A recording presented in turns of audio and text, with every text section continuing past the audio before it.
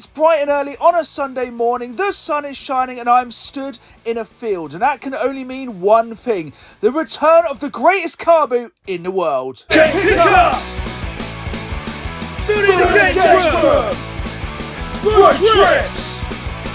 Live game hunting! Oh yeah! Hello again folks, and welcome to a very special video as the time is finally upon us. The greatest Carboot in the world has returned. In my humble opinion, Arminghall is one of the very best Carboots in the whole of the UK and maybe the world. Now, of course, I may be slightly biased as it is on my doorstep just outside of Norwich, but I'm going to be trying to hit up Arminghall as many times over the summer season on both a Sunday and a Wednesday. And today marks our first Sunday visit to my self-proclaimed greatest Carboot in the world. If you enjoyed this video, please hit that like button and please subscribe, as I put new videos out every Saturday night at 5, as well as bonus content throughout the week, and I really want you folks along for the ride. And trust me, over this summer period, I'm going to be hitting up not just Arminghall Carboot, but as many Carboots as physically possible. Here we go then folks, the first Arminghall Carboot of the 2025 season, and what a day for it. It's an absolutely beautiful Sunday morning. It is hard to believe that in March the weather is this good. And let's just hope the Carboot's as good as the weather.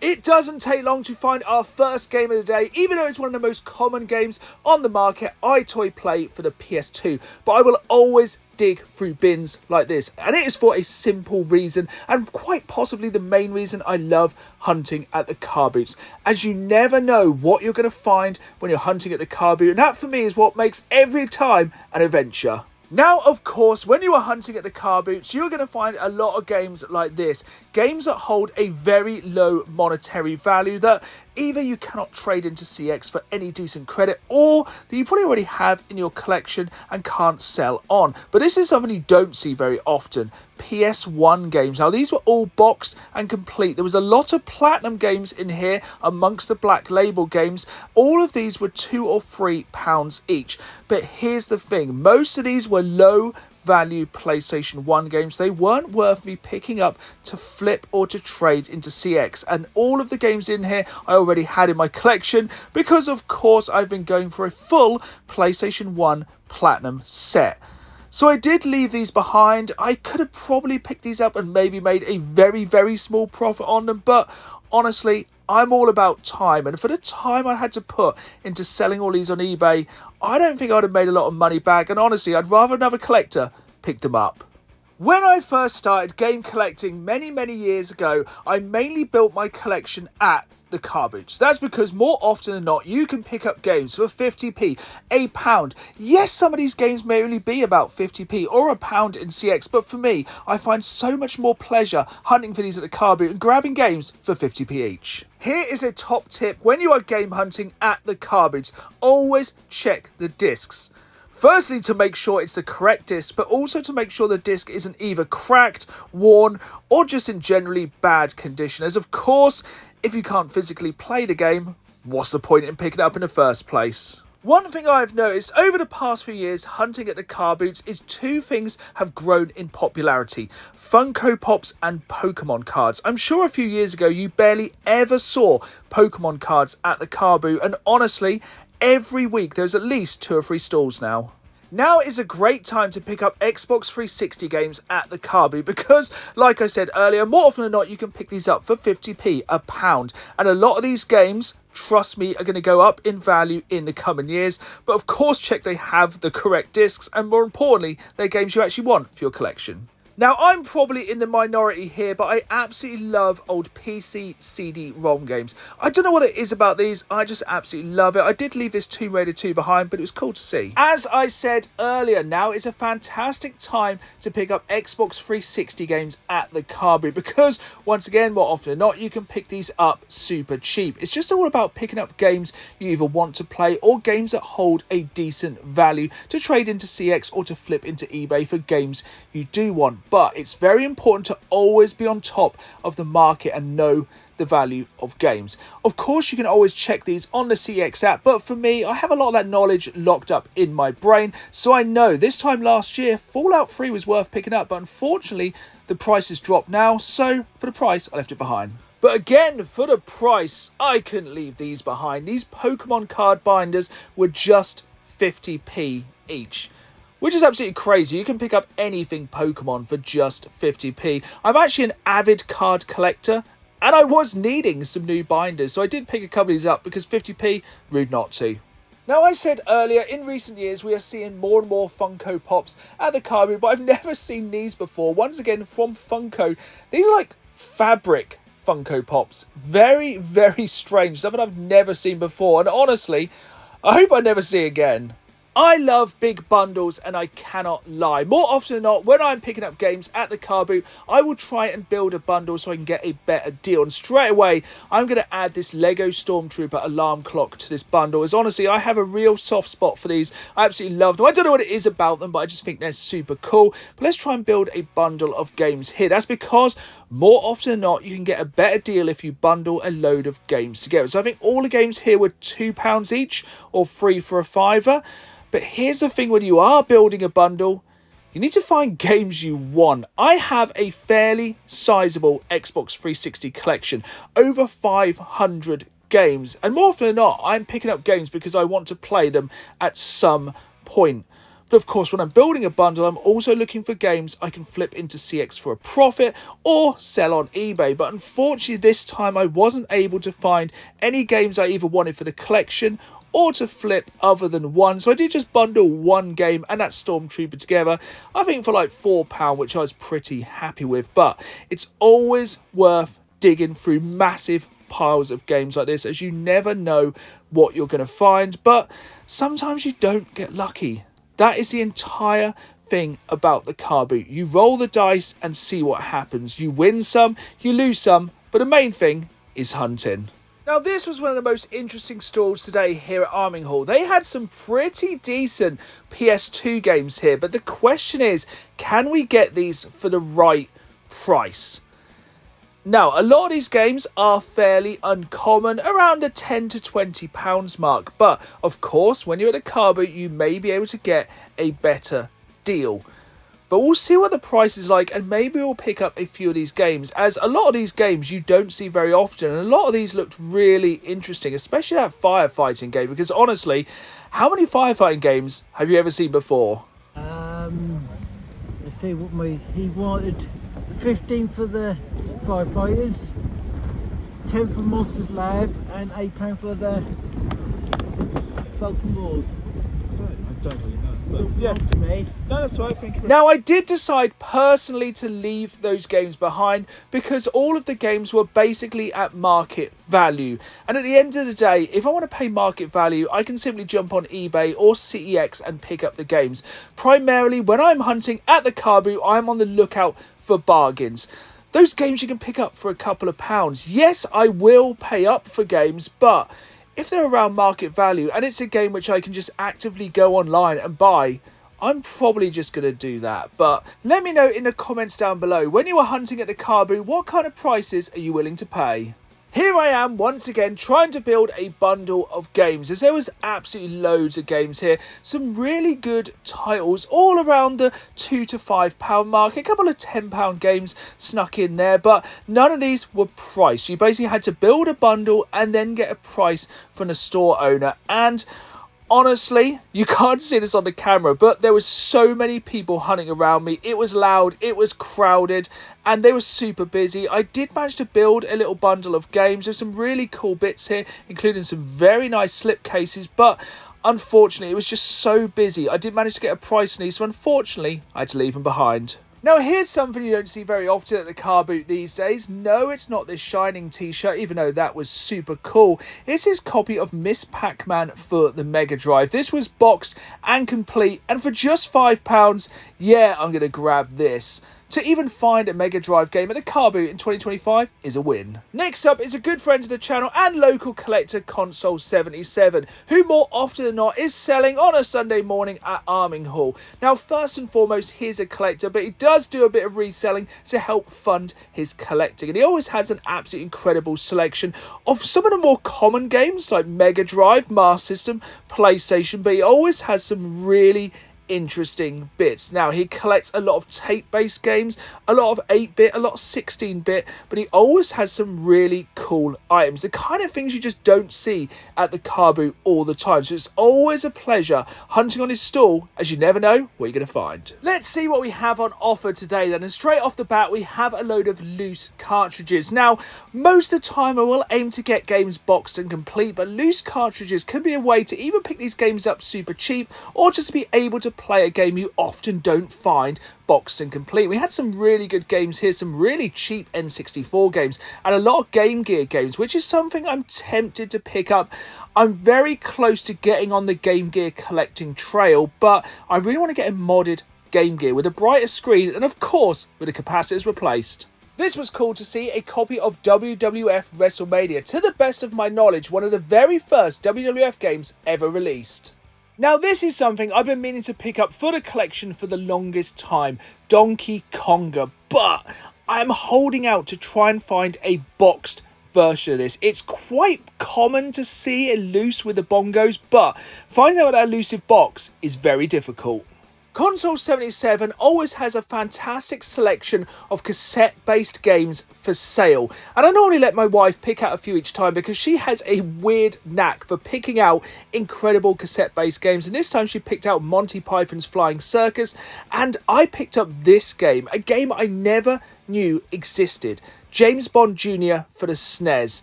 I cannot wait to play this one. I think that one's got a broken leg, but it's a harder one to get with the, Yeah. with the swimmer one. Okay. Oh. And then he's one that's got the pack for it though, and the harpoon. Yeah. I think sort of £7 for both. Now, I would have definitely picked these up, but one of them unfortunately had a broken leg, so I did leave it behind. But let me know if you'd have picked up these two vintage turtles for £7. Now, I mentioned earlier my love of PC CD-ROM games, but I also love PC big box games. There's just something about these, and even though this was a value Star Wars release, it was super cool. But this was strange, a pre-order steelbook for Brothers in Arms. No game, but very cool to see. But this was by far and away the weirdest thing on this stall. If anyone knows what this is, please comment down below. I had no idea what this was. This was super cool. This wearable Iron Man mask. Now, I have quite a few Star Wars helmets in my collection. I haven't quite gotten to Marvel helmets yet, but this one was super, super cool. We have literally seen games for every console today, and here we have a box of Amiga discs.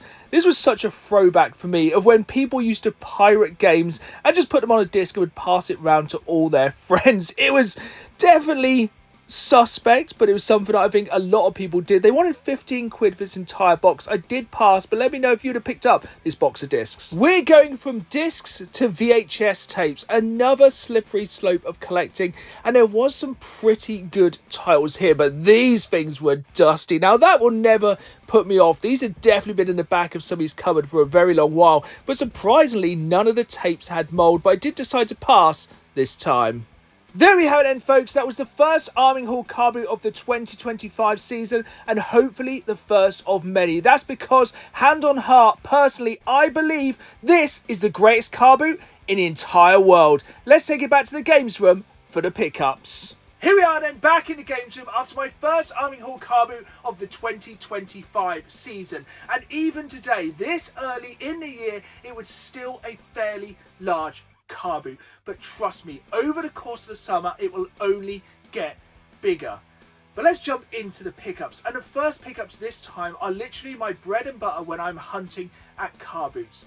If you haven't been a fan of the channel for very long, you may not realise that when I first started game collecting, the Carboots were how I built my collection, either picking up cheap games for the collection or picking up games to flip into CEX to build up a voucher to buy more expensive games. Because at Carboot you can get some absolute bargains, and it is a fantastic way to build a game collection, because I picked up these 3 games for just 50p each. So first up we have Tom Clancy's Ghost Recon Jungle Storm for the PS2, absolutely fantastic tactical shooter.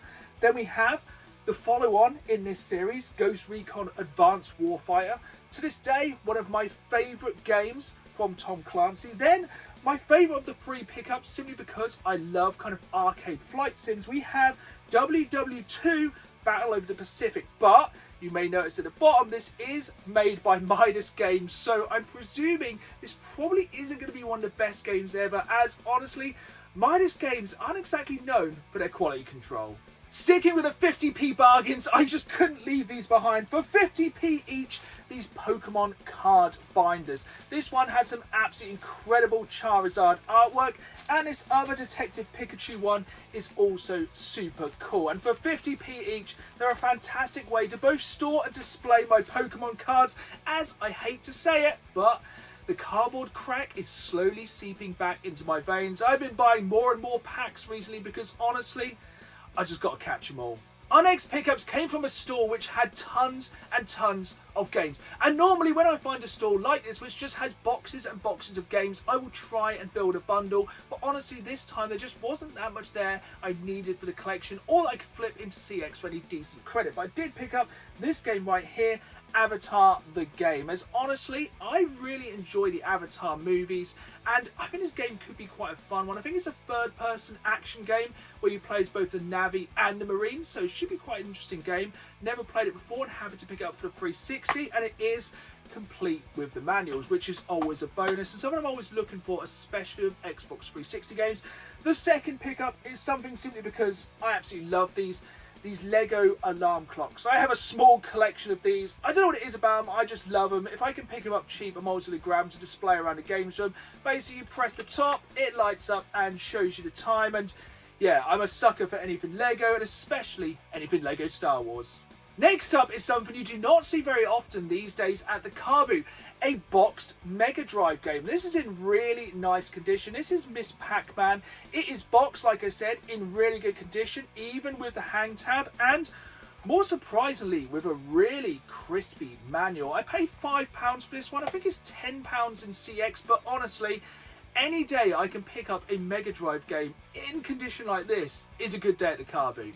Which brings us on to our final pickups from this, the first Arminghall Carboot of the 2025 season. And this comes from a fellow collector who also sells at Arminghall Carboot, Console 77. Now, I've been to their games room, it's absolutely incredible, and he is always building his collection and selling a few bits to fund bigger items for the collection. I like to pick up some really cool items this time. So, the first two cassette-based games my wife picked up because she has an uncanny ability to pick up really good cassette-based games. There'll be a box of like 50, 100 games. She'll pick the two good ones. So first off we have, well, that's a really difficult one to read. I think it's Nightshade. You know, I'm a metal fan and I'm normally pretty good at reading obscure fonts, but I can barely read that one. And yeah, this looks really good. I have literally no idea what this game is, but cool artwork. Then we have Monty Python's Flying Circus, the computer game for the Amstrad. This does also work on the Commodore 64 and the Spectrum. It's not in the greatest condition, but honestly, what do you expect for a game which is probably nearly 40 years old? I think this one does come with, yep, the cassette. That's right, kids. Games used to come on cassette. And also the official Hungarian phrase book, complete with dance steps, which I presume, let's have a look at it. You've got me intrigued now. Yes, actually, that's really cool. I will put up some kind of closer pictures of this. I thought it was the instructions book, but I think it's just basically a jokey little kind of bit of added in, much in the kind of feel of Monty Python. And finally, I picked up a Super Nintendo game which I never knew existed. Now, I loved this cartoon growing up. I was a massive James Bond fan, and I loved this cartoon, but never knew they made a game for the SNES for James Bond Jr. I have no idea if this is a good game, but for £3 I had to pick it up for the collection.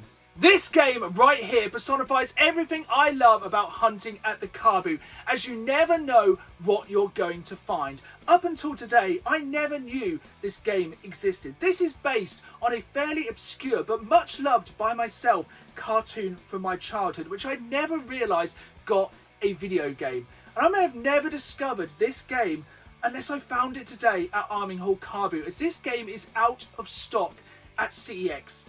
I may have only paid £3 for this game, but to finally experience it this many years later, you can't put a price on that. There we have it then, folks. That was the first Arminghall Carboot of the 2025 season. And I have to admit, I think deep down, Carboots are my favourite places to hunt. Because simply put, you never know what you're going to find. So I hope you join me next time on my next Carboot adventure to see what incredible items we can add to the collection. I hope you enjoyed this video. If you did, hit that like button, subscribe, and as always, keep playing the game. See you all soon.